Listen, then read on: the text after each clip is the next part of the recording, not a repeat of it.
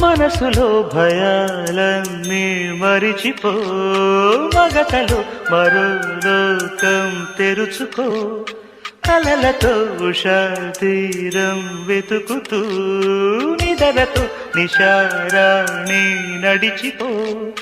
చిటికలోన చిక్కబట్ట కటిక చీకటి కరిగిపోక తప్పదమ్మ ఉదయ కాంతికి.